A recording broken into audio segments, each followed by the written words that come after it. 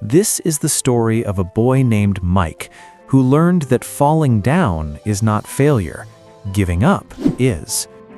In a quiet village far from the city lights, there lived a boy named Mike. He had no shoes, his shirt was torn, but inside his chest he had a big dream. Every morning, Mike walked 5 long kilometers to school. The road was dusty, stones cut his feet, but he walked every single day. Mike wanted to be an artist, not to be famous, not to be rich, but to bring hope to his father. His father sold clay pots at the market. His hands were rough and cracked, his back was bent from carrying heavy loads, and at night he was too tired to talk.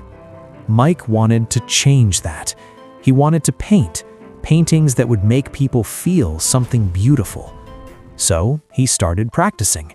He had no canvas, no proper brushes, no paints, but he found old newspapers, charcoal from burned wood, and colors he made from crushed flowers and mud. His first painting looked like a messy blur. His friends laughed at him and said, "What is that supposed to be?" But he tried again. At school, the headmaster announced an art competition. The winner will have their painting displayed at the district exhibition. Mike's heart jumped. He worked harder. He practiced every night in candlelight until his eyes hurt. The day of the competition came. Students brought beautiful paintings with expensive paints and perfect frames. Mike brought his painting on a piece of old wood. He had painted his father sitting in the market with the sunset behind him. The judges stopped at his painting. One judge shook his head. "This is painted on wood, and these paints, are these even real paints?" Listening to the judge's remarks about Mike's painting, the students laughed. One girl said, "He used mud." A boy shouted, "Go back and sell pots." Mike didn't win. He walked home slowly, his face hot with shame. That night, his father sat beside him and said, "I saw your painting." Mike said, "Everyone in class laughed at me." His father was quiet. Then he told Mike his own story and said, "The first 100 pots that I made all cracked. They broke, but I kept making them. Your painting didn't win today, but that doesn't mean it's not beautiful. And one day, you will win the competition if you work hard." The next day, Mike walked to a small house where an old woman lived. She used to paint signs for shops. "Ma'am, can you teach me how to paint better?" The old woman smiled. "You want to learn, don't you?" Mike nodded. "Yes, I want to make my father proud."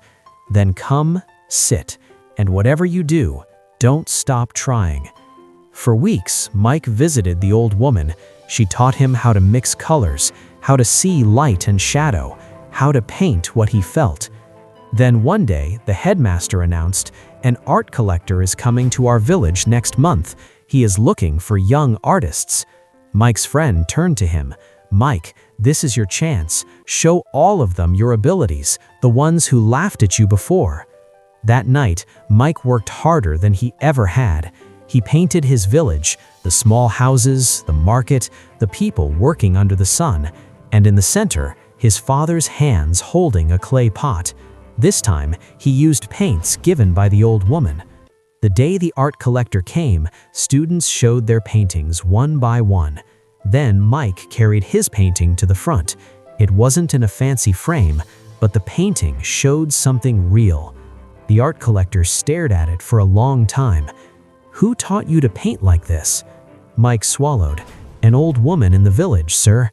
The collector smiled slowly. "This is what real art looks like. It has a soul." Mike's painting was chosen for the city gallery. Mike's painting hung in the gallery while his father stood in front of it, tears running down his face, seeing himself painted not as a poor pot seller, but as a hero. His father hugged him. "You did it, my son. You really did it." Mike smiled, but inside he knew the truth. It wasn't that he never fell. It was that he got up every single time.